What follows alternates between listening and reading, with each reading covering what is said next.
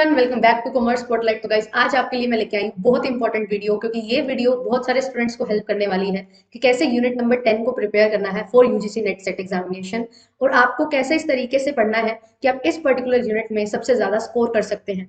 Yes, this unit is the most scoring unit in paper 2। अगर आप इस unit को अच्छे से प्रिपेयर कर लेते हो तो काफी हाई चांसेस हैं आपके इजीली नेट एग्जामिनेशन क्रैक होने के, और जेआरएफ तक पहुंचने में भी आपको बहुत हेल्प करती है ये पर्टिकुलर यूनिट। क्योंकि ये यूनिट देखने में ऐसे लगती है कि बहुत ज्यादा लेंदी है, किस तरीके से होगा सिलेबस कवर, बट अगर आप एक पैटर्न समझो, जिस तरीके से क्वेश्चंस पूछे जा रहे हैं, एग्जामिनर की क्या थिंकिंग है क्वेश्चन फ्रेम करते हुए, उस चीज को अगर आप समझ लोगे तो ये पर्टिकुलर यूनिट आपको बहुत ज्यादा ईजी लगेगी।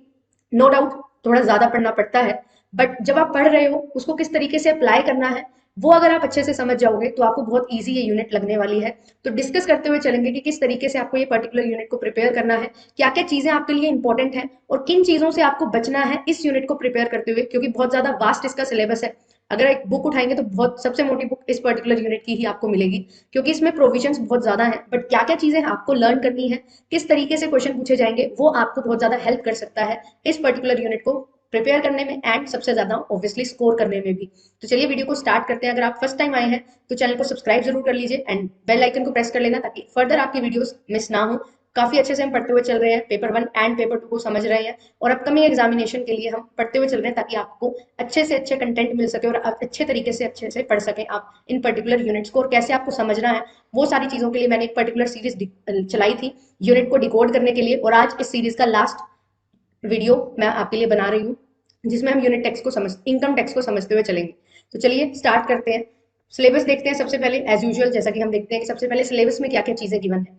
सिलेबस में अगर आप देखोगे तो यहाँ पे इनकम टैक्स के बेसिक्स कंसेप्ट दिए हुए हैं, तो बिल्कुल बेसिक कंसेप्ट ही हैं जो आपको पढ़ने हैं। बेसिक्स कंसेप्ट में क्या चीजें आती हैं, आपको पढ़ना है definitions. There are different definitions, ठीक है, वो सारी पढ़नी है, वो आपको कवर करनी है। एंड देन इसके साथ आपको क्या करना है, जैसे कि डेफिनेशंस में क्या आता है, प्रीवियस ईयर क्या है, असेसमेंट ईयर क्या है, असेसी का मतलब क्या है। देन इसके बाद आप पढ़ते हो इनकम की डेफिनेशन में क्या क्या चीजें आती हैं, क्या लॉस भी इनकम का पार्ट है, वो सारी चीजें आपको यहाँ पे पढ़ने के लिए दी जाती हैं, और वो पर्टिकुलर डेफिनेशंस आपको याद करनी है। और बेसिक्स कंसेप्ट में आपको ये देखना है कि किस तरीके से असेसी को चार्ज किया जाता है, किस तरीके से टैक्स चार्ज किया जाता है, वो सारी चीजें हम यहाँ पे पढ़ते हैं। फिर इसके बाद आता है residential status, one of the most important topic. Residential status से आपको क्वेश्चन बार बार पूछे जाते हैं कि अगर एक पर्टिकुलर पर्सन है, वो इतने दिन यहाँ रहा है इंडिया में, फिर कितने दिन किसी और कंट्री में जाता है, तो आप बताइए कि उसका रेजिडेंशियल स्टेटस क्या होगा। For the very first time India में आया है तो क्या रेजिडेंशियल स्टेटस होगा। ये सारी चीजें हैं जो आपसे पूछी जाती हैं। तो आपको बेसिक प्रोविजन याद रखना है रेजिडेंशियल स्टेटस का, जो आपकी बेसिक्स कंडीशन है। देन उसके बाद आपकी एडिशनल कंडीशन आती है, उनको आपने समझना है, इस पर्टिकुलर चीज को निकालते हुए, रेजिडेंशियल स्टेटस निकालते हुए उन चीजों का याद रखना है, उन प्रोविजन का याद रखना है, तो बहुत ईजिली आपका रेजिडेंशियल स्टेटस है जो कैलकुलेट हो जाएगा। फिर आपको डिफरेंट पर्सन दिए जाते हैं, there are 7 types of person according to income tax, तो उनको हम पढ़ते हैं। तो उसमें रेजिडेंशियल स्टेटस भी अलग अलग निकलता है, ठीक है। रेजिडेंट है, रेजिडेंट की दो बाइफर्केशन है, ordinary resident and non ordinary resident, एक होता है नॉन रेजिडेंट। तो ये तीन तरीके से रेजिडेंशियल स्टेटस है जो आपको देखने को मिलता है। फिर इसके बाद आता है टैक्स इंसिडेंस, कि अब टैक्स किस तरीके से लगाया जाएगा, किस इनकम पे नॉन रेजिडेंट को टैक्स लगेगा, किस इनकम पे ऑर्डिनरी रेजिडेंट्स के लिए टैक्सेबल होगी वो इनकम, और किस इनकम पे नॉन ऑर्डिनरी रेजिडेंट्स को टैक्स पे करना होता है, वो सारी चीजें हम पढ़ते हैं इसमें। फिर इसके बाद आती है एग्जम्प्टेड इनकम, कुछ ऐसी इनकम है जो आप जब ग्रोस टोटल इनकम निकालते हो तो उसमें कैलकुलेट ही नहीं करते हो, क्लियर। और फिर एक और चीज यहाँ पे आती है कि किस तरीके से आपकी जो ग्रोस टोटल इनकम है वो कैलकुलेट होगी और टोटल इनकम कैलकुलेट होगी। ग्रोस टोटल इनकम और टोटल इनकम में क्या रिलेशन है, ये भी आपसे पूछ लिया जाता है। तो आपको ये चीज ध्यान रखनी है कि ग्रोस टोटल इनकम क्या होती है, जब आप डिफरेंट 5 हेड्स हैं आपके, उनमें जो भी इनकम होती है उसको क्या करते हैं हम टेक इनटू अकाउंट करते हैं। देन आपके पास जीटीआई आ जाती है, फिर उसमें से हम टोटल इनकम निकालते हुए जो भी डिडक्शंस वगैरह है वो माइनस करते हैं, और सारी चीजें जो भी ट्रीटमेंट होता है वो चीजें लेके चलते हैं, तो आपकी यहाँ पे टोटल इनकम निकल के आती है जो टैक्सेबल होती है। फिर इसके बाद एग्रीकल्चर इनकम पूछी जाती है, this is also very important. यहाँ से एक क्वेश्चन आपका पूछा जाता है। पार्शियल इंटीग्रेशन एक मेथड है टैक्सेबल करने, किसको टैक्स करने का, एग्रीकल्चर इनकम को। तो वो आपसे पूछा जाता है। कंडीशंस, 3 कंडीशंस पूरी होनी चाहिए, तीनों की तीनों कंडीशन पूरी होनी चाहिए, वो पूछा जाता है आपसे। फिर यहाँ पे टैक्सेबल इनकम आपकी निकालने को दी जाती है, तो यहाँ पे आपको डिफरेंट सेक्शन दिए हुए हैं, जैसे कि अभी भी असेसमेंट ईयर हमारा जो चल रहा है उसके अकॉर्डिंग अभी हमारे पास सेक्शन 115 बीएससी है, तो उसमें वो 2.5 लाख की यहाँ पे स्लैब रेट्स है। तो उसमें किस तरीके से टैक्स होता है, अगर वो पर्सन बीएससी को अडॉप्ट करता है, 115 बीएससी सेक्शन जो है, तो उसको क्या क्या चीजें हैं जो नहीं मिलेंगी, क्या क्या बेनिफिट्स हैं जो नहीं मिलेंगे, वो चीजें आपको याद रखनी है। नॉर्मल जो प्रोविजन है 2.5 लाख तक का, 3 लाख तक का, 5 लाख तक का, एक नॉर्मल रेजिडेंट के लिए, एक सीनियर सिटीजन के लिए, non senior super senior citizen के लिए, वो सारी चीजें यहाँ पे आपसे पूछी जाती हैं। तो वो आपको लिमिट्स याद रखनी होती हैं। आपको एक पर्टिकुलर पर्सन दिया जाता है, देन आपको पूछा जाता है, बोला जाता है कि ये पर्टिकुलर पर्सन रेजिडेंट है, ठीक है, इतने ईयर्स का है, इतने इतने इसकी इनकम है, तो बताइए कि टैक्सेबल इनकम क्या होगी। तो आपको ये कैलकुलेट करने के लिए दे दिया जाता है। फिर इसके बाद यहाँ से हमने जो भी अभी तक डिस्कस किया, यहाँ से आपको 2 से 3 क्वेश्चन देखने को मिल जाते हैं, ठीक है, ये इंपॉर्टेंट टॉपिक है। फिर इसके बाद आता है deductions. Deductions is also one of the most important topic, जहां से एक क्वेश्चन गारंटेड है और 2 क्वेश्चन भी पूछे जा सकते हैं। तो यहाँ पे चैप्टर 6 से की डिडक्शंस है वो आपको याद करनी है। और जो हमारे पास डिफरेंट हेड्स होते हैं ना, 5 हेड्स, जिसमें कैटेगराइज किया गया है सारी सोर्सेज ऑफ इनकम को, तो वहां से भी आपके पास क्या है, डिडक्शंस होती हैं। जब इंट्रा हेड डिडक्शन आप पढ़ते हो तो वो डिडक्शन और आपकी जो अलग चैप्टर 6 से की डिडक्शन है वो आपको कवर करनी होती है, वहां से क्वेश्चन काफी बनते हैं। फिर इसके बाद आता है असेसमेंट ऑफ इंडिविजुअल्स, की किस तरीके से आप एक इंडिविजुअल की असेसमेंट करोगे, कैसे कैसे टैक्सेबल इनकम निकालते हो, वो सारी चीजें आती हैं। फिर आपके पास ये चीजें भी आती है यहाँ पे, clubbing of income, clubbing set of, ये एक अलग पोर्शन है, बहुत इंपॉर्टेंट पोर्शन है जहां से क्वेश्चन बनता है। क्लबिंग ऑफ इनकम में बहुत क्वेश्चन पूछे जाते हैं कि किस तरीके से किस सेक्शन के अंडर क्लबिंग ऑफ इनकम होगी। माइनर के केस में आपसे पूछ लिया जाता है, रिवोकेबल ट्रांसफर के केस में पूछ लिया जाता है, ठीक है, जब स्पाउस को आप ट्रांसफर कर रहे हो कोई एसेट विदाउट एडिक्वेट कंसीडरेशन, तब आपसे पूछ लिया जाता है किस तरीके से क्लबिंग होगी। और सेट ऑफ आपसे यहाँ पे पूछा जाता है, मेंशन नहीं है बट सेट ऑफ बहुत इंपॉर्टेंट टॉपिक है, आपसे पूछा जाता है set of and carry forward of losses, कि किस किस तरीके से सेट ऑफ होते हैं हमारी इनकम्स, जो भी हमारे पास लॉसेस अराइज हुए हैं, कितना कितना हो सकते हैं सेट ऑफ, वो सारी चीजें। एंड देन कितने ईयर्स तक आप कैरी फॉरवर्ड कर सकते हो किसी लॉस को, ताकि आप फर्दर क्या है, कोई भी आपको प्रॉफिट होगा तो उसके अगेंस्ट आप उसको सेट ऑफ कर सको। फिर इसके बाद यहाँ पे 5 जो यहाँ पे कॉम्पिटिशन ऑफ टैक्सेबल इनकम है अंडर वेरियस हेड, ये चीज है, ये क्या है, बहुत ज्यादा इंपॉर्टेंट है। यहाँ से भी 1 से 2 क्वेश्चन आपको देखने को मिलते हैं। और ये पर्टिकुलर टॉपिक अगर मैं बात करूँ कि सारा टैक्सेशन एक साइड और ये 5 हेड्स एक साइड, इतना वेटेज रखते हैं, ठीक है। तो यहाँ पे आपसे 2 से 3 क्वेश्चन यहाँ से भी पूछे जाते हैं इस पर्टिकुलर हेड से, ठीक है। डिफरेंट हेड्स होते हैं, सैलरी हेड है, हाउस प्रॉपर्टी है, पीजीबीपी है, देन कैपिटल गेन्स आता है, देन अदर सोर्सेज आता है। तो यहाँ से कैसे क्वेश्चन बनते हैं, सबसे मेन प्रॉब्लम यही आती है कि मैम इतने बड़े बड़े वास्ट सेक्शन है, इनको कैसे याद करें। तो देखिए एक चीज मैं आपको बताती हूँ किस तरीके के क्वेश्चन बनते हैं। सबसे पहले तो प्रोसेस वाले क्वेश्चन आपसे पूछ ले जाएंगे कि एक पर्टिकुलर हाउस प्रॉपर्टी है, उसमें किस तरीके से एक्सपेक्टेड रेंट निकलता है, कैसे टैक्सेबल होती है इनकम, वो आपसे पूछी जाती है। तो प्रोसेस है, आपको सीक्वेंस पता होनी चाहिए। कोई भी चीज है, सैलरी में प्रोसेस होती है तो आपको सीक्वेंस पता होनी चाहिए, ठीक है। पीजीबीपी में किस तरीके से एडमिसिबल डिडक्शन है, इनएडमिसिबल डिडक्शन है, उनको आप माइनस करते हो, प्लस करते हो, वो सारी चीजें आपको याद रखनी है। पर यहाँ पे क्या क्या चीजें निकल के आती हैं, प्रोसेस वाले मैंने बताते 2 से 3 टाइप बनते हैं। यहाँ से क्वेश्चन कैसे बनते हैं, आपको बहुत सारी चीजें याद करवाई जाएंगी, पर आपसे पूछा क्या जाता है, आपसे पूछी जाती है एक्सेप्शंस, ठीक है, वो एक्सेप्शंस आपको याद रखनी है। फिर सैलरी हेड में रिटायरमेंट वाला टॉपिक है, तो वहां पे आपको डिफरेंट रिटायरमेंट बेनिफिट्स हैं, जैसे कि ग्रेचुटी है, पेंशन है, ठीक है, वीआरएस है, ये सारी चीजें हैं। इनके आपसे लिमिट्स पूछ ली जाती है कि कितनी कितनी इनकी स्टेट्यूटरी लिमिट है, किस तरीके से यहाँ पे टैक्सेबल होगा। हाउस रेंट अलायंस है, वहां से क्वेश्चन पूछा जाता है हाउस रेंट अलायंस से, तो वो आपको कंडीशंस पता होनी चाहिए। बेसिकली क्या है यहाँ पे ना, जो मेन मकसद है वो प्रोविजंस आपसे पूछे जाते हैं, और वो प्रोविजंस ऐसे नहीं है कि कोई भी इन डेप्थ प्रोविजन पूछे जाएंगे, थोड़े ऊपर ऊपर से ही प्रोविजन पूछे जाते हैं, बट यस आपको वो प्रोविजन अच्छे से पता हो और उनकी जो एक्सेप्शंस है, रिलेटेड एक्सेप्शंस आपको अगर पता होंगी, तो आप बहुत इजीली उस क्वेश्चन को कर सकते हो। क्लियर। तो यहाँ पे भी क्या है, बिल्कुल इन डेप्थ नहीं जाना है, बट हाँ ऊपर ऊपर से सारा कुछ अच्छे से पढ़ना है। चीजें थोड़ी ज्यादा है याद करने के लिए, बट अगर आप उसकी कॉन्स्टेंट रिविजन करोगे तो आपको बहुत इजीली चीजें हैं जो याद हो जाएंगी। इनका एक ही काम है, इस टाइप के क्वेश्चन को, इस टाइप की यूनिट को कवर करने के लिए आप इनकी ज्यादा से ज्यादा क्या करिए, रिवीजन करिए। ये फैक्चुअल पोर्शन में ज्यादा कवर होता है, जहां पे आपको चीजें बहुत याद करनी होगी, ठीक। कुछ चीजें समझने वाली है, ठीक है, वो आप इजीली समझ जाते हो, बट जो चीजें याद करने वाली है उनको बार बार आपको रिपीट करना पड़ेगा, तो ही आप उस चीज को समझ पाओगे। और यहाँ पे बहुत चीजें अच्छी लगती है, यहाँ पे सेक्शन आपसे पूछे जाते हैं ना, तो आपको सेक्शन वाइज ही चीजें याद हो जाती है ऑटोमेटिकली जब आप पढ़ रहे होते हो। चार्जिंग सेक्शन क्या है, फिर इसमें डेफिनेशन किस सेक्शन में दी हुई है, किस सेक्शन में एग्जाम्पशंस है, वो सारी चीजें आपको अलग अलग सेक्शंस बता रखे हैं, तो वो आपके लिए बहुत ज्यादा यहाँ पे बेनिफिशियल है। मैच का कॉलम में कभी कभी सेक्शंस भी आ जाते हैं, तो आपको ये पता होना चाहिए कि हर एक हेड का चार्जिंग सेक्शन कौन सा है, ठीक है। जैसे अगर मैं बात करूं, इनकम टैक्स हेड का चार्जिंग सेक्शन है 4, फिर सैलरी का है 15, हाउस प्रॉपर्टी का है 22, पीजीबीपी का है 28, फिर उसके बाद कैपिटल गेन का है 45, और आपका जो 5th हेड आता है अदर सोर्सेज, उसका है 56। तो ये आपको सेक्शन टिप्स पे होने चाहिए। रिटायरमेंट बेनिफिट्स आपको पता होना चाहिए, ग्रेचुटी किस में आता है, रिट्रेंचमेंट किस में आता है, वीआरएस किस में आता है, पेंशन किस में आता है, ठीक है। प्रोविडेंट फंड किस तरीके के प्रोविडेंट फंड है, कितने प्रोविडेंट फंड है, किस तरीके से कहाँ कहाँ पे कौन सा एक्ट उन पे अप्लाई होता है, कौन कौन इसका बेनिफिट ले सकता है। पब्लिक प्रोविडेंट फंड बहुत ज्यादा फेमस है, क्योंकि वो कोई भी उस फंड में क्या कर सकता है, पैसे डिपॉजिट करवा सकता है, तो दैट इज इंपॉर्टेंट। तो ये तरीके से आपसे ना चीजें पूछी जाती हैं। आपको क्या करना होगा, पीवाईक्यू को एनालाइज करिए। जब आप पढ़ रहे होते हो ना, आपको ऐसा लगता है कि ये भी नहीं आता, ये भी नहीं आता, बट जैसे ही आप क्वेश्चन प्रैक्टिस करोगे, आपका कॉन्फिडेंस ऑटोमेटिकली बूस्ट हो जाएगा, क्योंकि आप काफी सारी चीजें हैं जो कर चुके होते हो ऑटोमेटिकली जब आप पढ़ रहे होते हो। तो यहाँ पे आपको रिवीजन करने की बार बार ज्यादा जरूरत पड़ती है, क्योंकि आपको ऐसा लगता है कि पढ़ लिया, थोड़े दिन बाद लगता है कि भूल गए। तो मैं ये सजेस्ट करूंगी कि पर्टिकुलर यूनिट अगर आपको ऐसा लगता है ना इससे थोड़ा डर लग रहा है, तो जो मेन चीजें मैंने बताई उनको ध्यान रखना, एंड साइड बाय साइड इसके नोट्स बना के और इसको लास्ट में ज्यादा रिवाइज करने की कोशिश करना, क्योंकि ये क्या है, जितना रिवाइज करोगे, जितना लर्न रहेगा, उतना ही आपके लिए फायदेमंद है। तो इट इज बेटर कि आप बाकी सारा पोर्शन पहले कवर कर लो, जो समझने वाली चीजें हैं उनको समझ के इस पोर्शन को थोड़ा लास्ट में करना, बट इतना भी लास्ट में मत कर देना कि टाइम ही ना बचे। टाइम रखना है प्रॉपर, 3 से 4 दिन रखने हैं इस पर्टिकुलर यूनिट को अच्छे से रिवाइज करने के लिए भी। फिर इसके बाद यहाँ पे आता है जो मेन अब काफी टाइम से पूछा जा रहा है, अब ज्यादा बढ़ गया इसका scope, that is international taxation. पहले ये नहीं पूछा जाता था, अब पूछा जाता है। इसमें क्या पूछे जाते हैं, सेक्शन पूछ लिए जाते हैं, मेथड्स पूछ लिए जाते हैं, टैक्स अवॉइडेंस मैकेनिज्म क्या है, किस तरीके से काम करता है वो पूछा जाता है, और ट्रांसफर प्राइसिंग का यहाँ पे क्या पूछा जाता है, सेक्शन पूछ लिए जाते हैं और मेथड्स पूछ लिए जाते हैं। These are important. और डबल टैक्सेशन जो आपको रिलीफ मिलती है, ठीक है, डबल टैक्सेशन अवॉइडेंस एग्रीमेंट जो साइन होता है उसके बारे में आपसे पूछ लिया जाता है। तो मेनली छोटी छोटी चीजें हैं जो यहाँ से आपसे पूछी जाती हैं। फिर इसके बाद आता है एक यहाँ पे बहुत कुछ छोटे छोटे सेक्शन है, जैसे कि सेक्शन 40B है, ठीक है। This section is very important कि जब आप यहाँ पे देखते हो कि कैसे आपकी जो सैलरी है डायरेक्टर्स वगैरह की, पार्टनर्स की जो बेसिकली क्या होती है सैलरी होती है, किस तरीके से वो चार्ज होती है, वो सारी चीजें यहाँ पे आती है। एग्रीकल्चर इनकम में अगर पूछा जाए तो ये पूछा जाता है कि एग्रीकल्चर इनकम कौन सी है, नॉन एग्रीकल्चर इनकम कौन सी है, वहां से आपसे क्वेश्चन पूछा जाता है। फिर आप ये भी देखते हो कि कुछ आइटम्स ऐसी हैं जो एग्रीकल्चर इनकम में भी जाती हैं, पीजीबीपी इनकम में भी जाती है, तो उनकी परसेंटेज पूछ ली जाती है, जैसे कि रबड़ के केस में क्या है, फिर उसके बाद कॉफी के केस में क्या होती है, टी के केस में क्या होती है, ये चीजें आपसे पूछी जाती है। तो ये रहता है इनकम टैक्स का पार्ट, तो ये इंपॉर्टेंट है, ठीक है। यहाँ से आपके 6 से 7 क्वेश्चन है जो बन जाते हैं। फिर इसके बाद आता है कॉर्पोरेट टैक्स प्लानिंग। ये कॉर्पोरेट टैक्स प्लानिंग क्या है यहाँ पे, कि आप किस तरीके से कॉर्पोरेट अपनी टैक्स प्लानिंग करती है। तो यहाँ पे क्या चीज आती है, 4 चीजें आती है, बहुत इंपॉर्टेंट है। उसमें क्या क्या चीज होती है देखो, एक होता है सबसे पहले टैक्स प्लानिंग, 4 टर्म्स हैं, इनको आपने अच्छे से पढ़ना है। देन होता है tax avoidance, then is tax evasion, and then is tax management.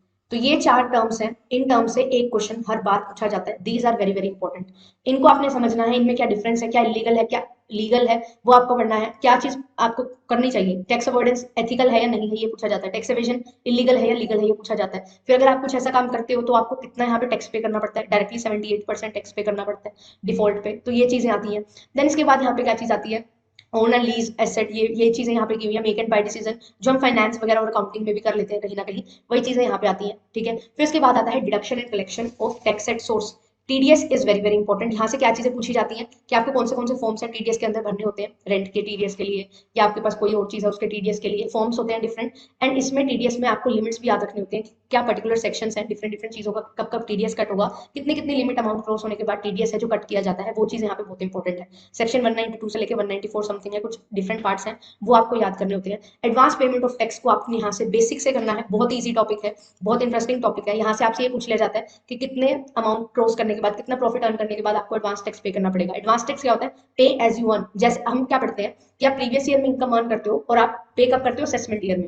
But advance tax क्या बोलता है कि अगर आप एक ऐसे रेजिडेंट इंडिविजुअल हो जिसकी इनकम 10 लाख से 10,000 से क्या हो रही है, ज्यादा हो रही है, इनकम नहीं प्रॉफिट जो आपका आ रहा है, ठीक है, टैक्सेबल टैक्स आपका कितना बन रहा है, 10,000 से ज्यादा बनता है आपकी एस्टिमेटेड इनकम पे, तो आप क्या करेंगे, आप एडवांस टैक्स पे करने के लिए लायबल है।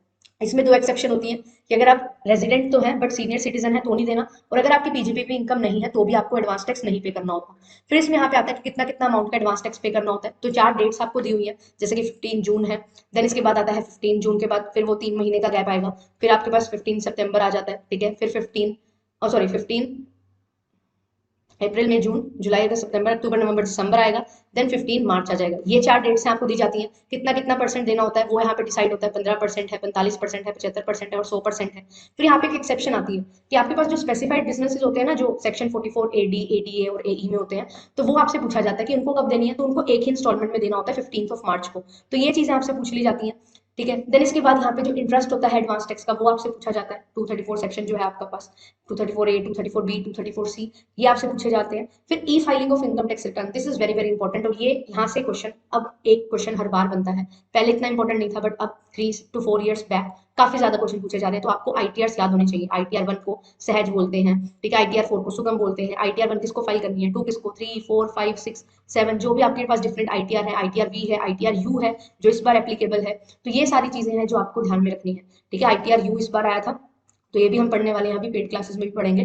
तो ये चीजें आपको याद रखनी है कि कैसे आप ई फाइलिंग करते हो इनकम टैक्स रिटर्न की। तो ये पर्टिकुलर यूनिट है, ये सारी चीजें आती हैं, इनमें और छोटे छोटे कंसेप्ट हैं जो कभी कभी ऐड कर दिए जाते हैं। तो उनके लिए मैं यही सजेस्ट करूंगी कि जो भी कुछ न्यू चीजें हैं, जैसे कि इस बार पूछा गया टैक्स टेनेट स्कीम क्या होती है। अब ये देखिए, ये ना, अब अगर मैं बात करूं तो पढ़ने के लिए तो बहुत कुछ है टैक्स में, ठीक है, बट जितना जो आपका जितना सिलेबस है जो स्पेसिफाइड है, उतना ही अगर आप पढ़ोगे, उसको अच्छे से समझते हुए करोगे, तो आप काफी अच्छा स्कोर कर पाओगे। अगर आप न्यू टॉपिक्स की तरफ भागते हो कोई भी एक टॉपिक देख के, तो आपको बहुत ज्यादा नुकसान यहाँ पे हो सकता है, क्योंकि करने को बहुत सारी चीजें हैं, ठीक है, नो डाउट। अब हमने जैसे यहाँ पे एग्जामिनेशन में आया तो अब हम इसको समझ लेंगे, ठीक है, कोई प्रॉब्लम नहीं है उस चीज में।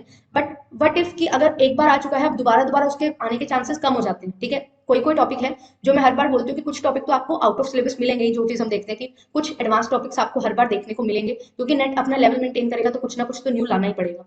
क्लियर? तो अब यहाँ पे अब आपने देखा कि टेक्स्ट टेनिस स्कीम है, तो ठीक है आप पढ़ लो यहाँ पे इसके बारे में, बट ये मत करिए कि ऐसे टॉपिक्स ही पढ़ना स्टार्ट कर दोगे और जो बाकी टॉपिक्स हैं उनको आप लीव कर रहे हो।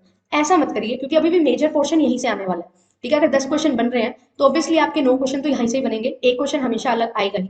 11 क्वेश्चन बन रहे हैं तो मान लो 2 क्वेश्चन आ जाएंगे अलग। तो इस पे फोकस करना है, जो चीजें मेंशन है उनको आपको अच्छे से करना ही है, उनको इन डेप्थ में करते हुए चलिए। कोई न्यू टॉपिक्स आपको देखने को मिलते हैं जब आप मॉक प्रैक्टिस कर रहे हो, तो मॉक में कुछ न्यू चीजें मिलती हैं, तो उनको आप क्या करिए, ऐड ऑन करिए।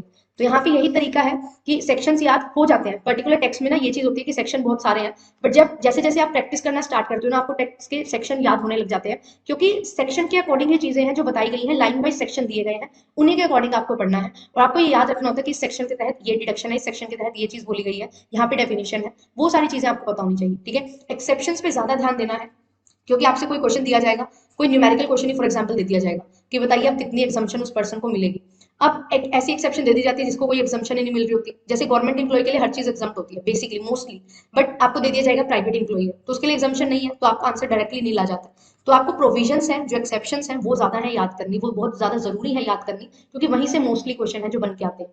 क्लियर? और ये जो चीजें बार बार रिपीट हो रही हैं, इन चीजों पे खास ध्यान देना, जो भी चीजें मैंने बोली हैं उन चीजों पे आपको बहुत ज्यादा खास ध्यान देना है। प्रोसेस वाले क्वेश्चन, मल्टीपल सिलेक्शन वाले क्वेश्चन यहाँ से भी बनने लगे हैं। तो मल्टीपल सिलेक्शन ऑप्शन वाले क्वेश्चन कैसे बनते हैं? की फाइलिंग है, फॉर एग्जाम्पल आपको दिया जाएगा कि आईटीआर 2 फाइल करना है किसी पर्सन ने, तो बताइए कौन कौन पर्सन है जो कर सकते हैं, क्या क्या पॉइंट्स हैं इनमें से जो गिवन है, उनमें से बताइए कि कौन कौन आईटीआर 1 फॉर्म फिल करेगा।